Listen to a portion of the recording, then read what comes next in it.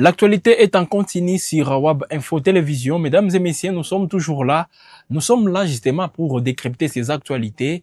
Et aujourd'hui, nous revenons une fois de plus sur les processus des Doha, où on parle d'un blocage. De l'autre côté, on évoque des avancées significatives dans ces processus, pendant que les combats font toujours rage, mesdames et messieurs, sur les différentes lignes des fronts. Et on se pose toujours de questions. À quoi sert la déclaration des principes signée par toutes les parties? Alors déjà, les différentes délégations sont aussi à Doha. Qu'est-ce qu'ils sont en train de se dire? Voilà, leur discussion se concentre sur quel point? On va en parler parce que le gouvernement de la République démocratique du Congo ne cesse d'être en contradiction avec l'AFC M23 sur certains préalables. Et là, ça fait à ce que, mesdames et messieurs, la déclaration des principes souffre toujours de la non-application. Et pourtant, on devrait déjà connaître des avancées, surtout en ce qui concerne les cessez-les-feux sur terrain, mais il y a toujours des combats, il y a toujours des violations. C'est vrai, nous n'assistons pas à des grandes conquêtes, justement, mais lorsqu'il y a des déplacements des populations, lorsqu'il y a toujours des échanges de tirs d'armes lourdes et légères, ça et là, ça veut dire que les choses n'avancent pas comme on peut les souhaiter. Alors, à qui profitent aussi ces blocages? Tout ça, mesdames et messieurs, on va en parler. Parce que dans les récents points de presse animés à Goma, l'AFC M23 a accusé les chefs de l'État, Félix Tshisekedi donc, et tout son gouvernement, d'être à la base de ces blocages. Et le gouvernement de la République démocratique du Congo a aussi répliqué par l'entremise du ministre de la Communication et des Médias dans un briefing presse qu'il a animé avec les vice-premiers ministres et ministres de l'Intérieur, Jacquemain Chabani-Nuko. Ils ont eu à clarifier. Ils ont eu aussi à donner une précision par rapport à toutes ces accusations, mais également les deux points qui font à ce que plutôt aujourd'hui, les choses n'avancent pas. Et en ce qui concerne, mesdames et messieurs, ces accusations, le gouvernement de la République démocratique du Congo réfute toutes ces accusations des blocages des négociations de paix avec l'AFC M23. Alors, ça continue toujours au niveau des Doha au Qatar. Les liens ne changent pas. Ces accusations, mesdames et messieurs, qui ont été portées contre l'exécutif national par les mouvements rebelles. Alors, selon le vice-premier ministre et ministre de l'Intérieur, Jacquemain Chabani-Nuko, le gouvernement qui est engagé sur la dynamique des paix ne peut jamais être à l'origine du blocage. Je ne suis pas autorisé, ça c'est Jacquemain Chabani, je ne suis pas autorisé à aller plus loin sur les détails, mais c'est pour vous rassurer que Kinshasa est pleinement engagé sur la nécessité de faire avancer cette dynamique. Soyez-en convaincus, le blocage ne viendra jamais du gouvernement de la République, a déclaré le ministre congolais de l'Intérieur, Jacquemain Chabani, que nous vous proposons de suivre dans cet extrait du briefing presse d'hier mardi de septembre 2025. Menace. Mais de l'autre côté, les processus continuent. Ici, je dois souligner que l'équipe qui représente le gouvernement de la République séjourne toujours à Doha et les travaux avec le concours de la médiation qatari se poursuivent de jour en jour. Il y a eu des échanges conformément à la déclaration de principes qui ont débuté sur les mesures de confiance avec la problématique de la libération des prisonniers. Et ils sont évolués aujourd'hui sur le deuxième point qui concerne le principe de cessez-le-feu, et les discussions continuent sur cette question-là. Selon Jacquemain Chabani, que vous venez de suivre, mesdames et messieurs, les processus continuent. Je dois souligner que l'équipe qui représente le gouvernement de la République démocratique du Congo séjourne, voilà, toujours à Doha, et les travaux avec les concours de la médiation qatari se poursuivent de jour en jour, il y a eu des échanges conformément à la déclaration des principes qui ont débuté sur les mesures de confiance avec la problématique de la libération des prisonniers. Ils ont évolué aujourd'hui sur les deuxièmes points qui concernent les principes de cesser les faits, a laissé entendre bien sûr le vice-premier ministre congolais de l'Intérieur. Alors, après la signature de la déclaration des principes, c'était au mois de juillet, le gouvernement de la République démocratique du Congo et la rébellion de l'AFC M23 ont repris donc les discussions à Doha. Et cette reprise, mesdames et messieurs, était émaillée de beaucoup de conditions, ça vous le connaissez quand même, et c'était dans le but tout simplement d'aboutir à un accord de paix qui vise, justement, à rétablir une paix durable, mais également la sécurité dans la partie est de la République démocratique du Congo. Pour parler de Doha, parce que c'est ce qu'il faut aussi retenir, pour Corneille Nangaa, il parle de la non-libération des prisonniers, violation du cessez-le-feu, et tout ça, donc les deux points, libération des prisonniers et violation du cessez-le-feu, pour l'AFC M23, c'est le gouvernement de Kinshasa qui est à la base du blocage. Donc, sont là les deux points qui font à ce qu'aujourd'hui les processus de Doha soient bloqués, selon Corneille Nangaa. Il interpelle tout de même la communauté internationale à regarder la vérité en face et à en assumer, voilà, des responsabilités. Ça, c'est Corneille Nangaa qui l'a dit. Parce qu'il a aussi animé un point de presse. Le blocage vient d'un régime qui réunit sa propre signature. Voilà, toujours Corneille Nangaa. Alors, qu'est-ce qui se passe réellement? Parce qu'il y a des accusations. Les deux parties, plutôt, se rejettent la responsabilité par rapport au non-respect de la déclaration des principes. Le coordonnateur de l'AFC M23 révèle que Félix Tshisekedi ne veut pas la paix en violant les cessez-le-feu sur toutes les lignes de front. Selon lui, plus de 12 000 d'ailleurs, 12 000 hommes. 12 000 hommes ont été déployés dans les hauteurs de Uvira par Tshisekedi. Notamment les FARDC, les FDLR, les Wazalendo, l'armée burundaise. Il parle aussi des Imbonerakure. Il a dit dans une conférence de presse animée à Goma. Donc, on vous a d'abord proposé la réaction du gouvernement congolais par rapport à tout ce qui s'est dit. Suivez aussi Corneille Nangaa dans cet extrait, c'était dans un point de presse qu'il a animé conjointement avec son adjoint Bertrand Bissimo. Messieurs de la presse, chers compatriotes, nous saluons avec respect en ces jours où le devoir patriotique nous oblige de défendre la vérité et pour porter la voix d'un peuple meurtri. Le 19 juillet 2025 à Doha, l'espoir a jailli. Sous la médiation fraternelle et respectée de l'État du Qatar, une déclaration de principe avait été signée entre le gouvernement de la République démocratique du Congo et l'Alliance Fleuve Congo AFC. Il incarne que cet accord n'était nullement une simple formalité diplomatique. Il incarne plutôt la promesse d'un Congo réconcilié, d'un cessez-le-feu permanent respecté, d'une libération des prisonniers injustement arrêtés et d'un chemin clair vers une paix durable.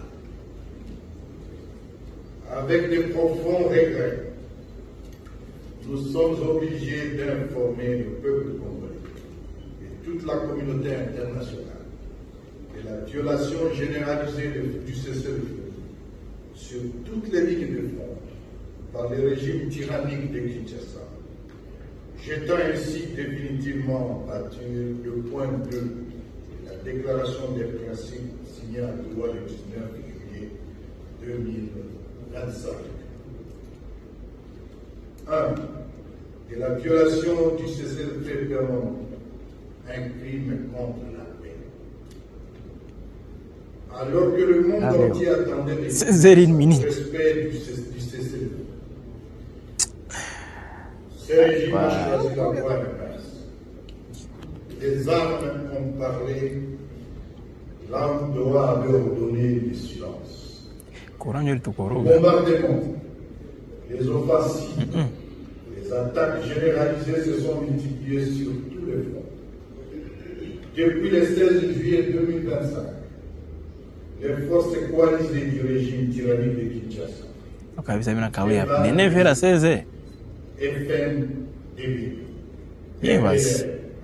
Wazalendo et Imbonerakul, dirigés par M. Félix Tshisekedi, s'emploient à fouler au pied tous les efforts fournis par la communauté internationale et les États-Unis d'Amérique en vue de parvenir à une résolution pacifique et durable du conflit en cours en République démocratique.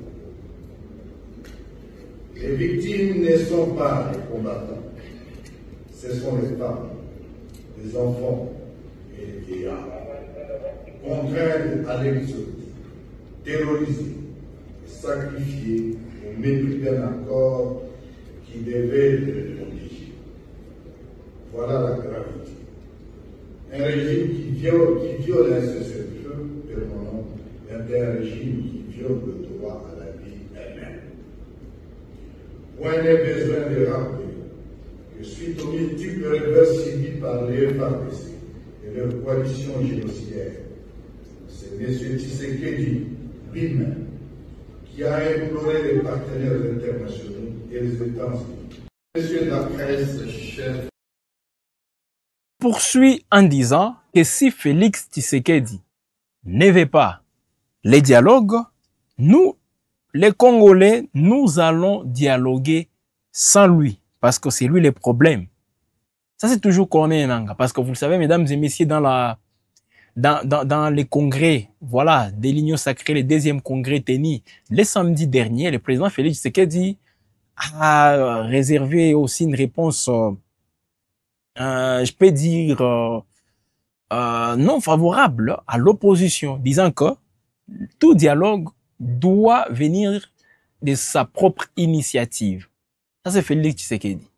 Et non recevoir les dictats des différentes officines, je ne sais pas de quelle puissance.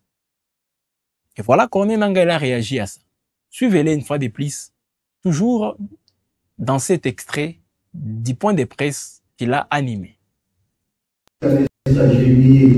devant les murs du Qatar pour qu'ils nous convainquent à ce que nous parlions, nous discutions. Nous n'avons pas dit non parce que dans notre logique, nous sommes des hommes épris de paix. Et nous avons toujours considéré que la crise congolaise doit se résoudre par le dialogue. Le demandeur, c'est lui. Mais nous sommes aussi conscients d'un fait. Bien que demandeur, M. Tshisekedi voulait gagner du temps. Il utilise le roi comme tous les autres processus dilatoires. Vous le savez bien, c'est un discours menteur. Et il ment tellement qu'au finish, il finit par croire à ses propres mensonges. Il se croit avoir le monopole de tout. Non. Toi n'est pas mort. Nous sommes attachés à la paix, au dialogue. Et même qu'il rejette, qu'il ait déchiré ce qu'il a signé lui-même, ça n'engage que lui. Et peut-être ce qu'on pourrait dire à ce niveau, c'est que s'il ne veut pas de dialogue, les Congolais tiendront un dialogue sans lui. Et il a raison de dire que non, il ne peut pas y avoir de dialogue sans lui, parce qu'in fine, c'est lui le problème. Le problème, c'est M. Tshisekedi. Le problème au Congo, la base de la crise, c'est M. Tshisekedi. Le problème du Congo, c'est son illégitime. Comprenez que nous sommes loin, mesdames et messieurs, des non, c'est pas la fin, avec des discours interposés ça et là, des menaces aussi verbales qui fusent de partout entre Kinshasa et l'AFC M23, et dans le même angle, Corneille Nangaa parle d'une duplicité. Donc il dit que Félix Tshisekedi est en train de faire ce qu'on appelle la duplicité. Et face à ça, ce mouvement, l'AFC M23, promet de taire toute menace à la source et met en garde sévèrement Félix Tshisekedi, voilà, suite à sa duplicité. Il est toujours ici, mesdames et messieurs. Et se réserve le droit de le mettre immédiatement hors d'état de nuire. Tenez-le pour dit. Celle-ci recevra une réponse appropriée jusqu'à la neutralisation de la menace à la source. Mesdames et messieurs, permettez-moi de souligner en définitive qu'il y a dans l'histoire de peuple le moment où la vérité ne peut plus être détruite. Aujourd'hui constitue l'un de ces moments dans l'histoire de la République démocratique. Congo, mon pays, notre pays. L'AFC M23 réaffirme son attachement indéfectible au processus de droit et déclare au monde: nous ne trahirons pas la paix. Mais nous ne laisserons pas non plus la folie d'un homme détruire l'avenir de tout un peuple. Notre combat est juste, notre cause est noble et notre détermination reste intacte. La paix ne sera pas sacrifiée sur l'autel du mépris, sur l'autel de l'orgueil, sur l'autel de l'arrogance, sur l'autel du mensonge. Elle triomphera parce que le peuple congolais la réclame et parce que nous avons géré la défendre au prix du sacrifice suprême. Je vous remercie. Pour l'instant, il est difficile, mesdames et messieurs, d'affirmer s'il y a blocage ou avancée dans les processus des Doha, parce que Corneille Nangaa, lui, il dit qu'il y a blocage, et ces blocages relèvent aussi de la responsabilité, ou disons de la volonté du pouvoir de Kinshasa. Côté gouvernement congolais, le vice-premier ministre de l'Intérieur, Jacquemain Chabani, affirme qu'il y a des avancées, et toutes les délégations travaillent déjà sur des points, qui sont, d'abord, on parle de la libération des prisonniers, de part et d'autre. Parce que quand on parle de la libération des prisonniers, c'est pas un seul camp qui est censé libérer les prisonniers de son adversaire. Tous les partis doivent justement procéder à la libération des prisonniers, s'ils sont toujours là. Mais également, un autre point, c'est par rapport au cessez-le-feu. Je répète, le cessez-le-feu n'a jamais été respecté. Partout. Parce que tout, donc, disons, tous ces combats plutôt que nous sommes en train d'enregistrer au Nord Kivu, tout comme au Sud Kivu, montrent noir sur blanc qu'il y a violation du cessez-le-feu. Le cessez-le-feu n'est pas toujours respecté. Et pourtant, dans la déclaration des principes, dès la signature de cette déclaration, on devrait déjà assister au respect strict de ces cessez-le-feu. Mais, vous le savez, mesdames et messieurs, des envies de part et d'autre pour reconquérir des entités sont toujours là. Alors, déjà, Uvira, où l'attention des plusieurs Congolais surtout est fixée, on observe aussi ce qui se passe à Uvira, mais vous le savez, Uvira est toujours contrôlé par les éléments des donc les FARDC et quelques Wazalendo. Et la FCM23 contrôle aussi toutes les zones qui l'avaient récupérées. Donc c'est un peu ça. Chacun garde ses positions, mais l'envie des part et d'autre, mesdames et messieurs, de prendre de nouvelles entités est là. Le gouvernement congolais veut à tout prix reconquérir les entités qui sont entre les mains de la FCM23. Et la FCM23 aussi veut reprendre le contrôle d'autres zones. Disons, conquérir d'autres zones justement qui aujourd'hui sont contrôlées par le gouvernement congolais. Et c'est cette confusion, ou disons, c'est cette situation aussi inacceptable dans laquelle se trouve toutes ces populations. Alors, ça va prendre fin quand? Parce qu'aujourd'hui, nous sommes au mois de septembre et pourtant, le mois d'août s'annonçait aussi très décisif pour, premièrement, l'accord signé à Washington. On devait déjà assister aussi à la mise en œuvre aussi de manière pratique de toutes les décisions, tous les engagements de toutes les parties. Mais vous-même, vous savez où est-ce qu'on en est. Et les porte-parole du gouvernement essaient un peu d'expliquer, de fixer plutôt l'opinion par rapport à ça. Mais les choses n'avancent pas comme il faut. Et Doha aussi, là on attend, parce que la déclaration des principes n'est pas appliquée. Et pourtant, on est en train de travailler pour aussi conclure un accord. Et cet accord sera aussi respecté. On croise tout simplement les doigts. Mais sur terrain, mesdames et messieurs, ça ne rassure pas.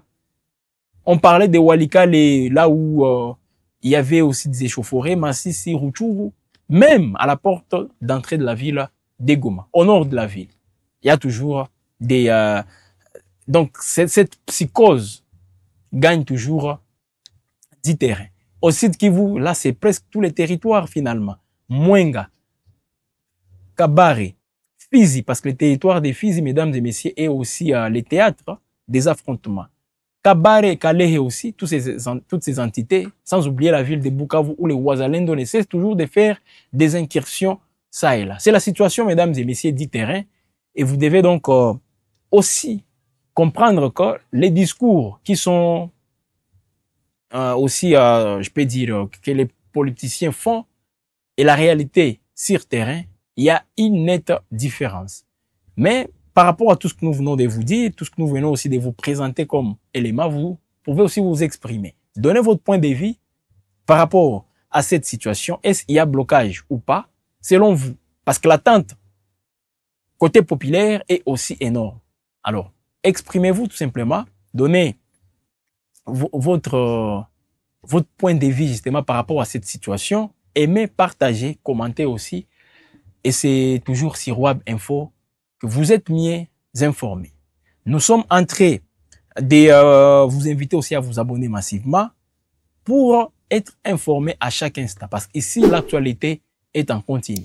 Voilà. On va donc vous retrouver prochainement, mesdames et messieurs. Entre-temps, restez toujours branchés parce que d'autres programmes vont suivre sur Wab Info, la télévision. Bonne suite du temps chez vous et nous allons nous retrouver encore une fois prochainement pour d'autres productions.